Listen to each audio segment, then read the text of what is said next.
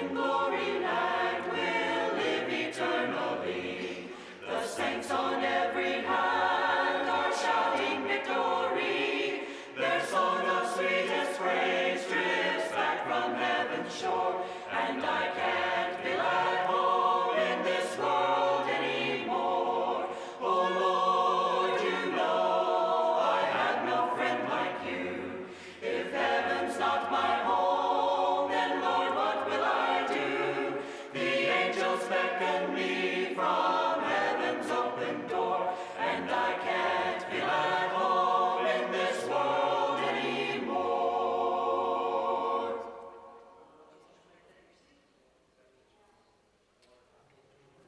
Be with me, Lord, I cannot live without thee. I dare not try to take one step alone. I cannot bear the loads of life unaided.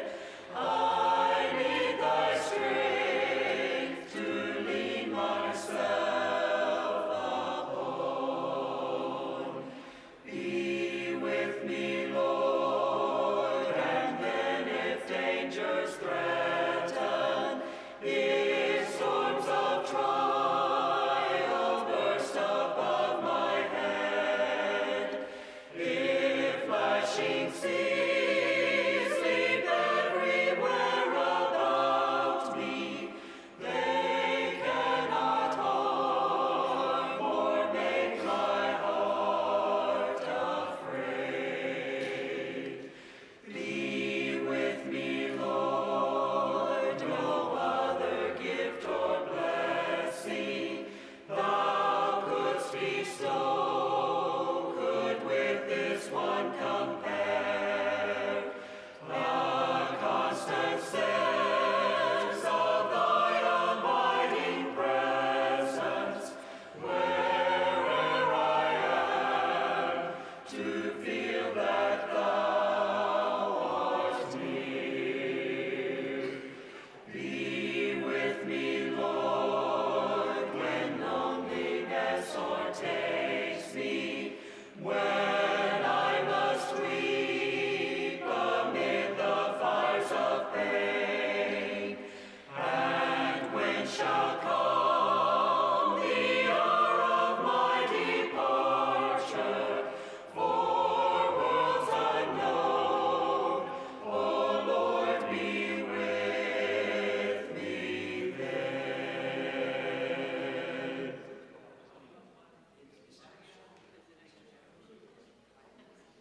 Beyond the sunset, O blissful morning, when with our Savior heaven is begun, earth's toiling ended, O glorious dawning, beyond the sunset, when day is done. Beyond the sunset, no clouds will gather, no storms will threaten, no fears annoy. O day of gladness, O day unending, beyond the sunset, eternal joy.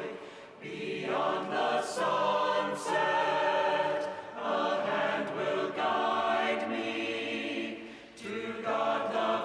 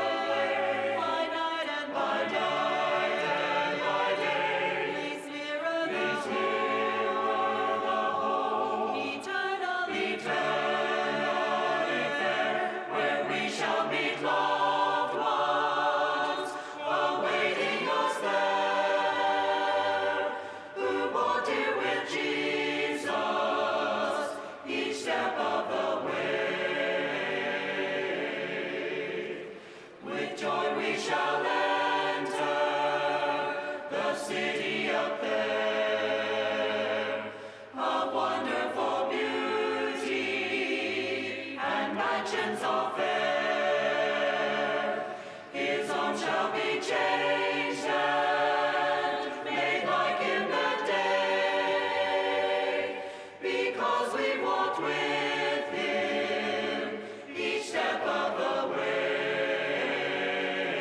each step of the way, by night and by day, leads nearer the home, eternally there.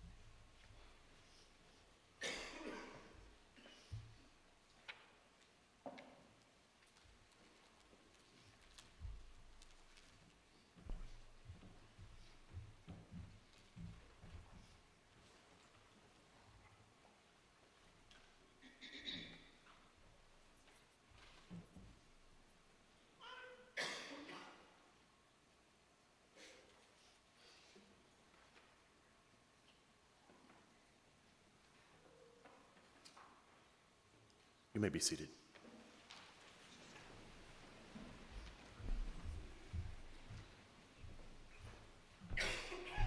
Good afternoon. We'll begin today's service by singing some of Wayne's favorite songs. This is All to Us. Precious cornerstone, sure foundation, you are faithful to the end. We are waiting on you, Jesus. We believe you're all to us. Only Son of God, sent from heaven, hope and mercy at the cross. You are everything, you're the promise. Jesus, you are all to us. Let the glory of your name be the passion of the church. Let the righteousness of God be the holy flame that burns. Let the saving love of Christ be the measure of our lives. We believe you're all to us. When this passing world is over, we will see you face to face, and forever we will worship Jesus. You are all to us. Let the glory of your name be the passion of the church. Let the righteousness of God be the holy flame that burns. Let the saving love of Christ be the measure of our lives.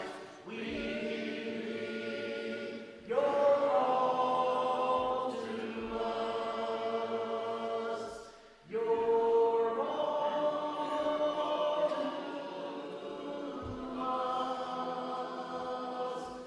You're all to us. You're all to us. Jesus, you are all to us. Let the glory of your name be the passion of the church. Let the righteousness of God be the holy flame that burns. Let the saving love of Christ be the measure of our lives. We believe you're all to us. We believe you're all to us.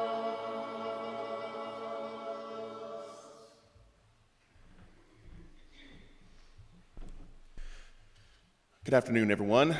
Those of you who may not know me, my name is Dewayne Bryant. I'm one of the ministers here at the New York Avenue Church of Christ. On behalf of the family, I'd like to welcome everyone who is gathered here today to remember and celebrate the life and influence of Wayne Anderson. To all those who are present, thank you for being here. I'm sure that your presence here is a comfort to the family. And to the family, I hope that you interpret the presence of everyone who is gathered here as a sign of their love and support of you in this time of considerable difficulty.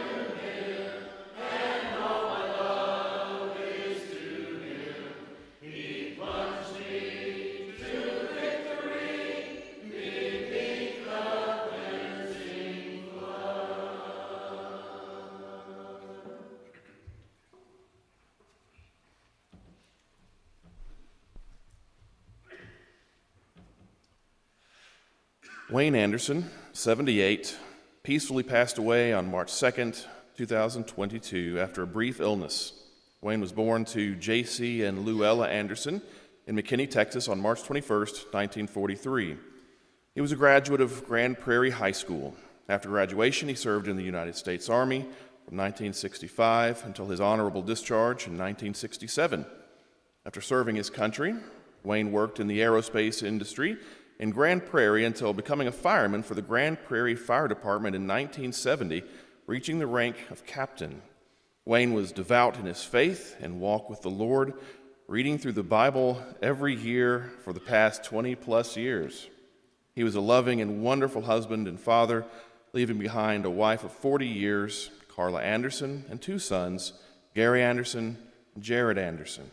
He is also survived by his brother, Terry Anderson, and wife, Winnie, sister, Debbie Johnson, and husband, Brent, sister-in-law, Rita Anderson, nephew, Scott Anderson, and wife, Annette, niece, Shelley Cook, and husband, Michael, niece, Angie Abercrombie, and husband, Carter, nephew, Rocky Anderson, nephew, Brian Johnson, and wife, Emily, niece, Brooke Schuster, and husband, Brian, and numerous great-nieces and nephews, cousins, and friends.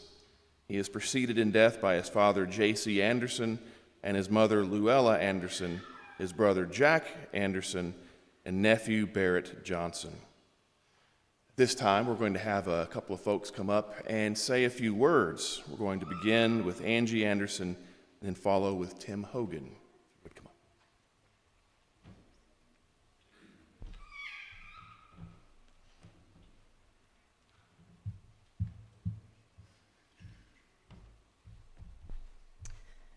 Good afternoon. Again, I'm Angie Anderson Abercrombie. I'm Wayne's niece. And I'm here actually today to read a tribute from my dad, Terry, Wayne's brother. Unfortunately, my father is unable to be here today. Carla, Gary, Jared, I so wish that I could be here with you and with the family.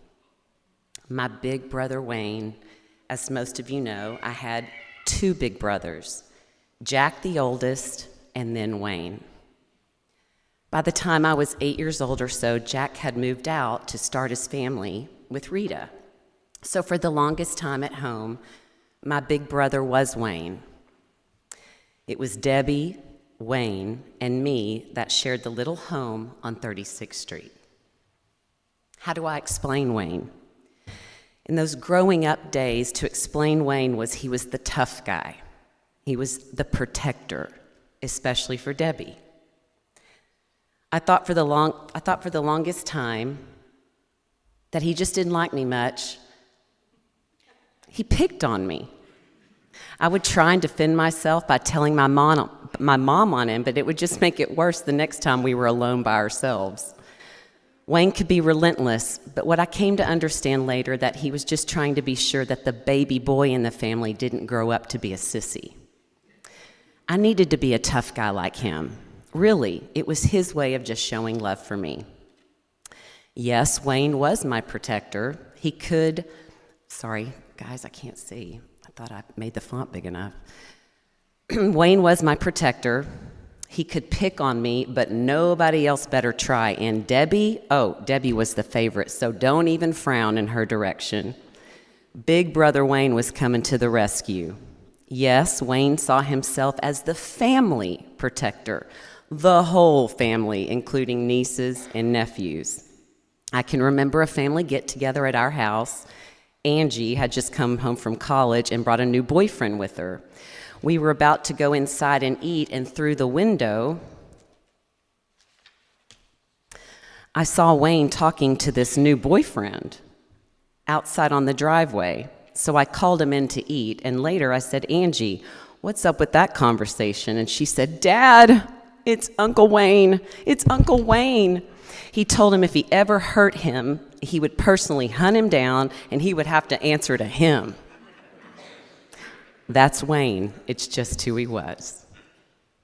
Who could forget the infamous football game at the Gopher Bowl, where Wayne thought that our star running back, our nephew Scotty Mack, was being mistreated by one of the offensive coach by one of the coaches on the sidelines.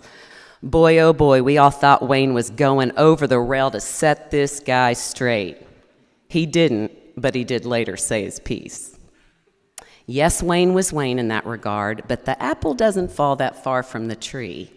He came by it honestly. I remember vividly, I was president of the school board that year, and one of the board meetings was to be politically charged and no doubt contentious. I remember walking out to start the meeting and to call the crowd to order. I sat down, and what did I see? Seated in the front row, arms folded, stern looks on their faces. Hoppy J, Jack, and of course Wayne.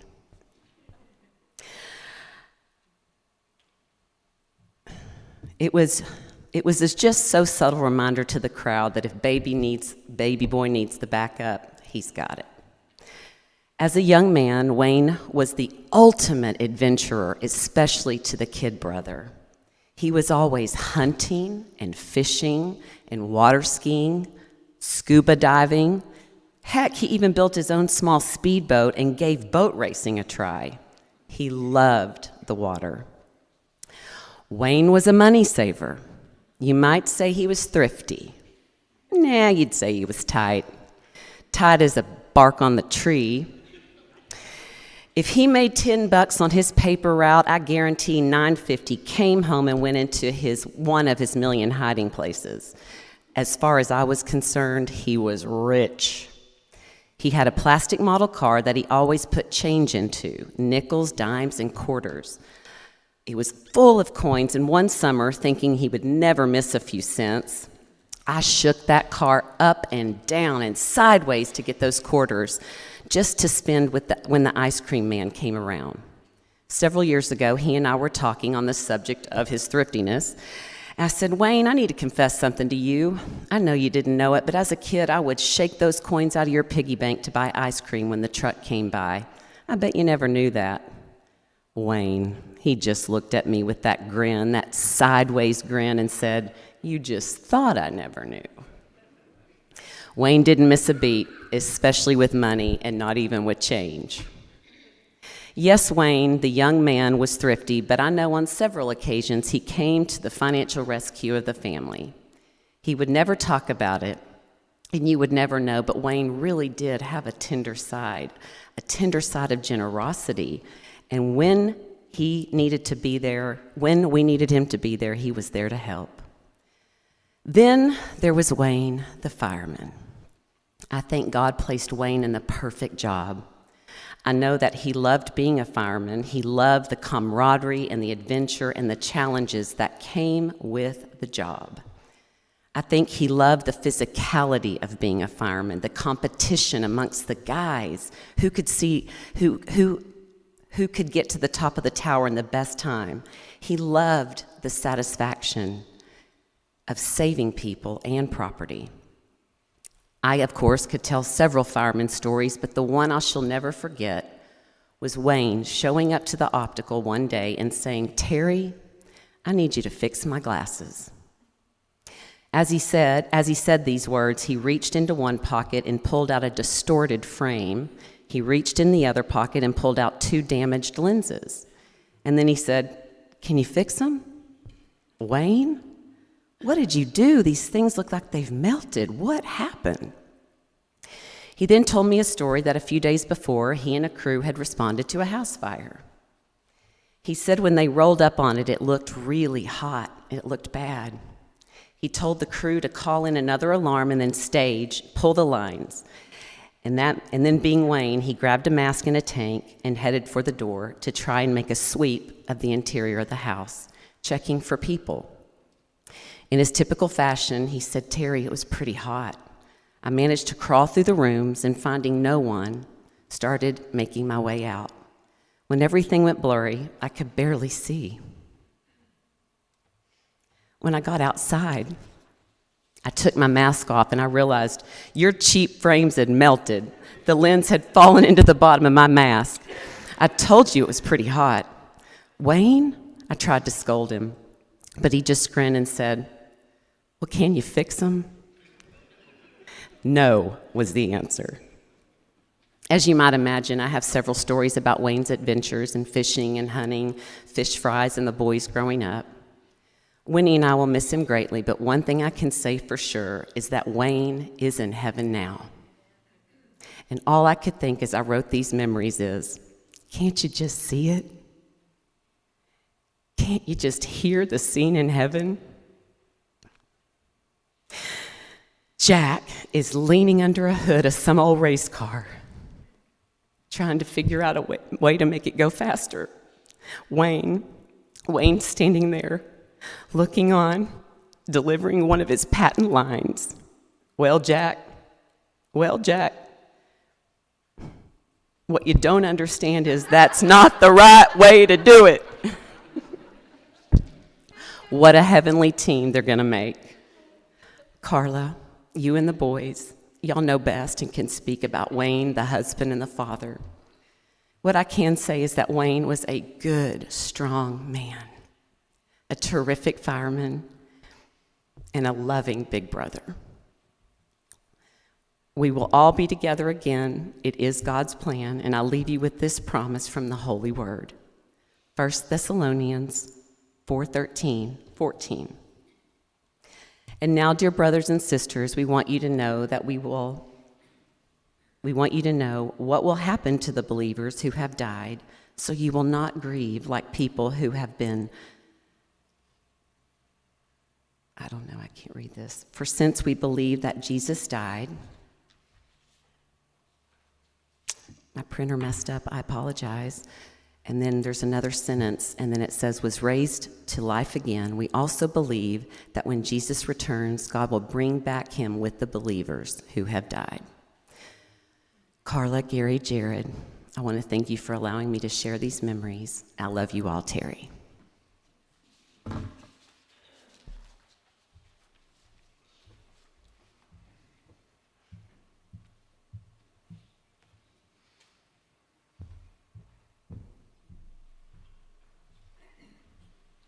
Hello, my name's Tim Hogan, and just want to say a few words because Wayne was truly my best friend.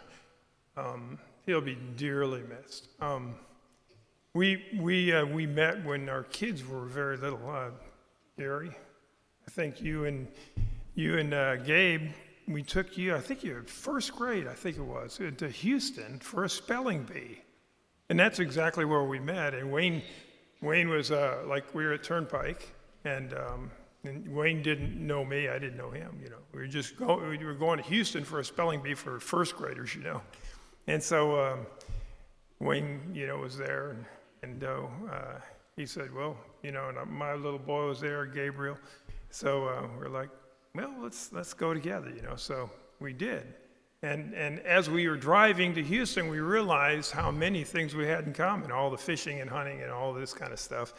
I was raised by a game warden and father and everything, and so I was outdoors was everything to me, and it was to Wayne. And we started swapping stories, and it's just like, wow, immediately we just bonded in so many ways. Wayne was such a best friend. We did so much together, so many hunting trips and fishing and working together. He worked a small little business, and he was my go-to. I'd bark out orders or this cut. And he'd always have everything. He's so humble. That was Wayne. He never I never had a problem with Wayne. He was always the best employee a person could ever have. And if I could have employees like him, I'd have a big company, But they're hard to come by. And so, Wayne, I want to tell you one funny story, though. We all need to laugh because Wayne was a jokester. If you knew Wayne very well, he was always wanting to throw some little joke or here or there. We were working on a job, and I put up this 3 tiers of scaffolding, and Wayne was working right along with me and everything, and I was doing this work. And under one of the feet of the scaffolding, I put a bunch of rocks because it was uneven ground, and so I thought that'd be fine about this big rocks. And I get up on the scaffolding and doing all this work up high, and Wayne is hand me this, hand me that. And when I was done painting all this stuff, I said, Wayne, I'm going to tear the scaffolding down. And so I started, it was old scaffolding, it was sticking. So it was like, throw up a sledgehammer, Wayne. So he threw up a sledgehammer and I'm beating this thing. Bam, bam, bam. You know, I'm thinking, well, I'll be able to get this thing unstuck. And so I'm up on 3 tiers of scaffolding. And it falls off, the leg falls off of the pile of rocks, right? And so I'm up on top of 3 tiers of scaffolding, and the thing's scissoring, closing, and I've got a sledgehammer looking down on 3 tiers, and I'm like, oh, I'm dead. But we were singing hymns and praises to Jesus while we were doing this, that whole morning, and so my mind starts racing real quick. What am I going to do? What am I going to do? And Wayne said, you better jump, you know. And I go, oh, boy, if I jump, I'm gone. So I thought about it, and real quick, I thought I'd better just do a spread eagle. I'll wait till the tower gets to about here and do a spread eagle and fall to the ground backwards and somersault, and maybe I'll survive this thing. So that's exactly what I did, and I got up, and I didn't have a bruise on me. Wayne looks at me and goes, I've been a fireman all my life. I've never seen anything like that. And but Wayne put up with my shenanigans and things that I did like that, time after time after time, and he must be he must just get the biggest kick out of the times we had, and that was Wayne. He was such a close friend and so humble. I'd like to say, when reading the obituary, he picked up a Bible. And he was kind of going through a hard time. I had a chance to just share with him a daily Bible. And I took it to him, and I knew that would help him. And I shared it with him. But one thing I didn't realize is he'd never put it down. 20 years later, every day he read that Bible. I mean, that is absolutely... Wayne was very humble. And, you know, I sometimes would get off on this crazy world and politics and one thing and the other, and I'd be frustrated, and Wayne would always settle me down. God's in control, you know, it's going to be all right. And Wayne was that kind of a person. He'd bring you back to, you know, God is in control of this whole thing. And we really don't have to go to those places. And that's the kind of friend he really was. I would like to say that Wayne represented the gospel in which he believed in, the death, burial, and resurrection of Jesus Christ. And it's because of the Lord that Wayne loved. And he was in God's word because he loved the Lord. The Lord came and he lived and he showed us how to live. He gave us an example of how to live. And not only did he do that, he went to the cross and shed his own blood for all of us. And he passed on. And gave his life, and was raised on the 3rd day, and was ascended into heaven for us. And that gospel Wayne represented in how he lived, and how he talked, and how he dealt with his family, and the example that he set day after day. And I'm telling you, if there's ever a friend that's going to be missed, it's Wayne. And I know there's many of you out there that feel the same way about Wayne. And I'd like to just say, Gary and Jared and Carla, we love you so much. And we will continue loving you and your family as family, because you are family. I mean, you're not just, you know, friends, you're family. And we love you, and we'll always be your family. And you'll always be our family. We love you. God bless.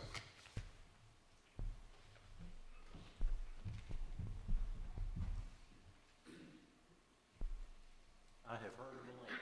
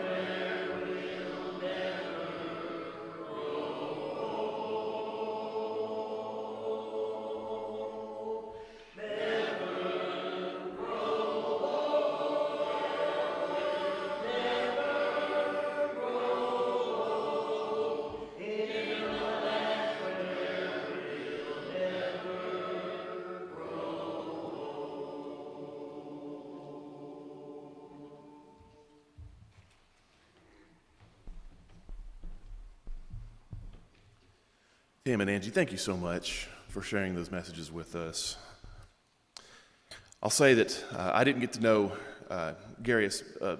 Wayne especially well, so I met with Carla, Gary, and Jared this past week to talk about Wayne and get some little insight into his life, and they told me some just fascinating stories. I mean, like the ones you've already heard. I mean, what a guy. And so I got a little more insight into Wayne and who he was and kind of his personality. Carla said that when they first met, she was 20 and Wayne was 37. And of course, it's just because Wayne was waiting for the right woman. Good things are worth waiting for, right? Well, that age difference isn't typical. But then again, where would the fun in life be if everything were typical? Well, they talked about him being an avid outdoorsman. He enjoyed hunting and fishing guide for years. I think it was Jared who said that when they would go fishing together, he would sometimes hook him as they were doing that. And he'd sometimes get him in the arm or in the shoulder. And he said Wayne would never get upset. He said, never get angry. He said, all he would say is, please try not to do that again. And of course they described Wayne as a very dedicated father. Always went to football games, always went to practices. And this is a real father, not just a parent, but a father. Somebody who taught his sons the value of $1, the importance of hard work, and the necessity of being a man of your word. Jared and Gary said they would mow lawns when they were younger, and Wayne would drive by and check their work. And if it didn't meet his standards, I think the word was perfection, he would go back and make them do it again. So what a breath of fresh air that is in our very minimum effort world today. They talked about Wayne being a provider, and he didn't just provide for physical needs, material needs. They said he was the kind of father who equipped his sons to be men of principle. They said he stressed the importance of having a good work ethic, maintaining a good reputation, and respecting the elderly and the authorities. And they would say lots of folks would come to ask Wayne for advice. And in hearing them describe him, it's easy to see why. Now, when I was talking with Carla and Jared and Gary, there's one thing that came to mind while we were meeting. And it wasn't after the meeting had concluded and they had told me all the stories about Wayne.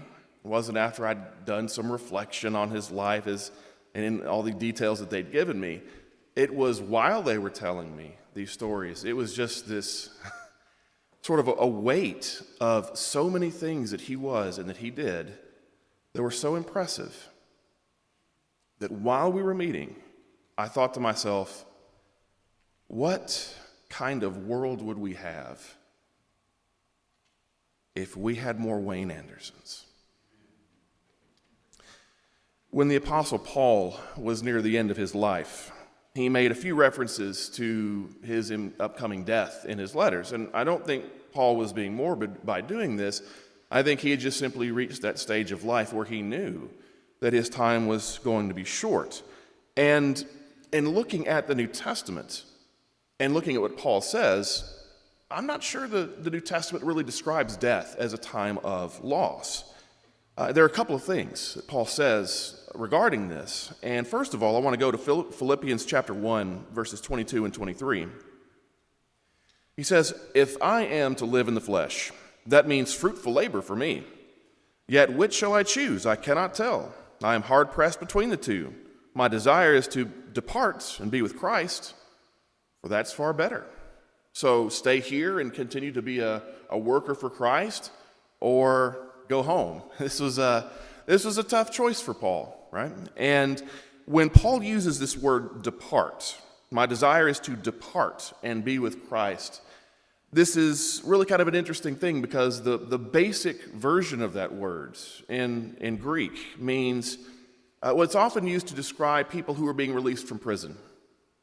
And other places it's used to describe the shackles or the fetters on someone who would be chained to a wall in jail. Talks about those things being released. And so the idea is, in departing for Christ, there's a kind of freedom that comes with that. Now, I think there's another image that Paul uses when he's describing these kinds of things, describing his death, actually. And in one place, he is talking about going home to Christ, and the word that he uses is a word that is typically used of ships that are going to their home port. Now, I think this is where we see some of the encouragement of the Christian life for us, and that is we live in a world of uncertainty. And we live in a world that has surprises, it seems, around every corner, not all of them pleasant. We have lunatics who start wars that claim the lives and destroy the livelihoods of millions of people. You and I have to endure those unpleasant surprises that come along in life that afflict us all from time to time. And then you've got those moments where we have to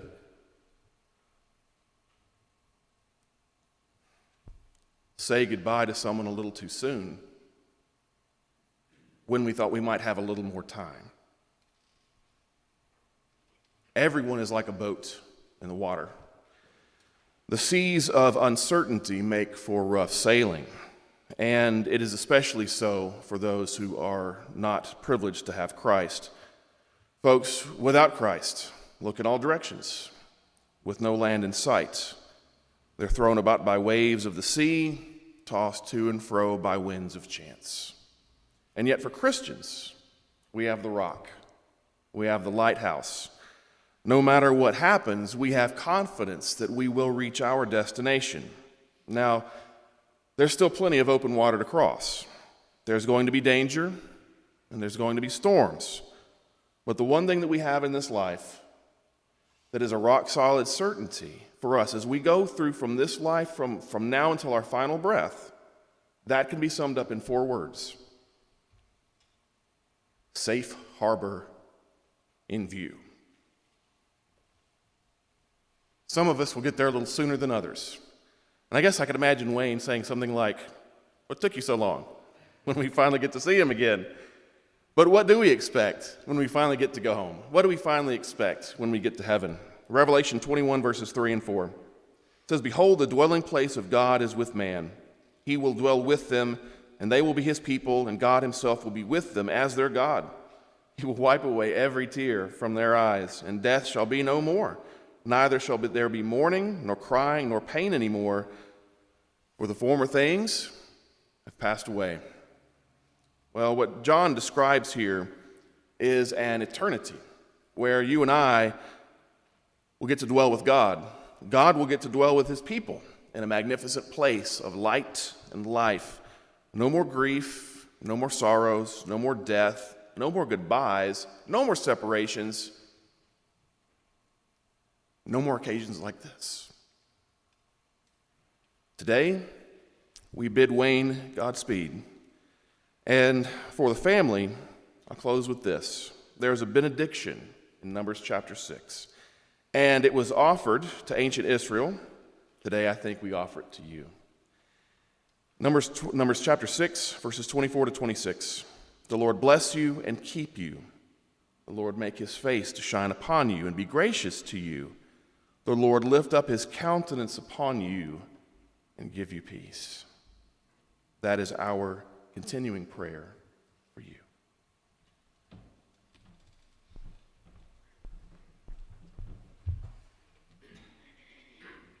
We'll sing one more song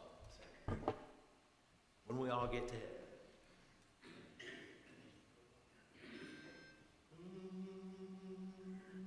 Sing the wondrous love of Jesus, sing his mercy and his grace.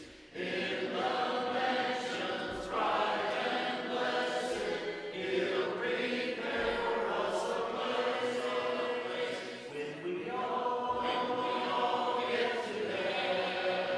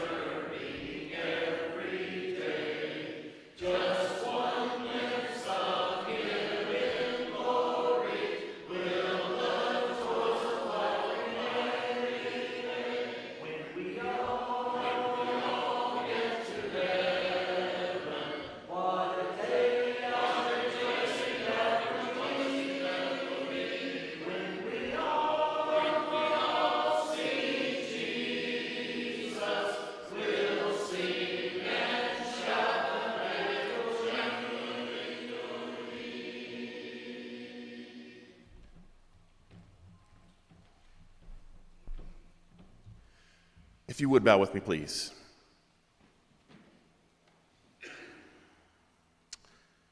Almighty God, it's in times like this that we wrestle with the sad realities of life. We know that this is a time to grieve, but we also know that moments like this are moments where we remember fondly things of the past, where we remember moments of joy and tell happy stories and smile by remembering things that have been done and said. We ask that you be with all of us as we go out from here. We know that for many of those gathered together here today, coming days will be difficult. We know that any absence in life is disruptive. We know that there will be things that will call Carla, Jared, and Gary's attention back to Wayne and think of things that he's done or said, or little moments in life that where he brought light and joy and laughter into their lives. We know there's going to be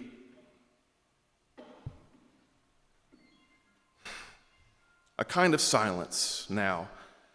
But we ask that in those moments that you give them a piece of quietness, a spirit of quietness and peace, that they know and will have confidence that this is not the last time they will see Wayne Anderson. There is a mansion prepared with many rooms, and we will go and see him again one day. Be with all of us as we go through these difficult times in life. Help us to be steadfast and resolute in our constant attention and imitation of Jesus Christ. It's in his name that we pray. Amen. On behalf of the family, I'd like to thank everyone for being here. And for everyone here, for the family, I want to tell you that we love you. We'll be continuing to pray for you in these days ahead.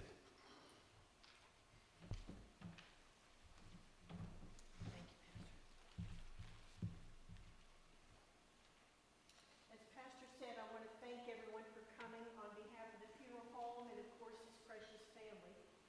Thank you to the Grand Prairie Fire Department for your service to our community and to respecting this fine man. Thank you all for being here. But this really doesn't say the last. We want you all to remember this family. There are days that are going to come up that you think of them, and please take the time to let them know. Their world is turned upside down, and ours will continue on with our normal routines and such, but please just remember them on those holidays. Remember them on the anniversaries. Just talk to them by way of communicating, text, telephone calls, prayers, all those things. This concludes our services here at the church, but we do invite you to join them again tomorrow at the Dallas-Fort Worth National Cemetery. The committal time will be at 9:30, so those of you that can join the family, they'd love to have you again for one last farewell for him. 9:30 in lane 3 at the Dallas-Fort Worth National Cemetery, and we need to be there by 9:15. So again, thank you for this moment for us, and please go and